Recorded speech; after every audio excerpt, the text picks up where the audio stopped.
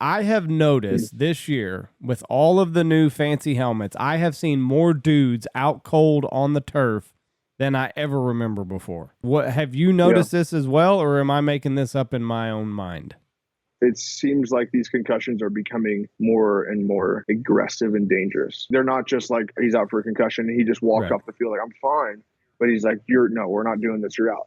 But you see people that are arms in the air, stiff as a board, and you're like, what is going on? It does seem like that, and I don't know what it is. I remember just like a handful of times you would see growing up, somebody would kind of get knocked out. Like I remember Steve Young, I remember Troy Aikman, but like it seems like it has been like every other week, a dude, like you said, his arms are stiff as a board out there. 23 miles an hour. That's how fast some of them guys run. You think we've just gotten so fast and so big so quickly? You look at football from the 70s, but we've got all these new now. helmets this year. Like, you know. You don't matter. You could put O.J. Simpson today would not be a standout guy because he would be just another fast, big running back. Like Derrick Henry. Was there ever been a Derrick Henry before? These D linemen aren't allowed to land on these quarterbacks anymore, right? Like if you land on him, and even if you sack him, it's a flag. So they end up throwing him around. These guys are so damn strong that it's the ground that always ends up hurting too. It was the ground both times. He got slammed and hit to the ground, and that the ground is in the end what caused that. So it's almost like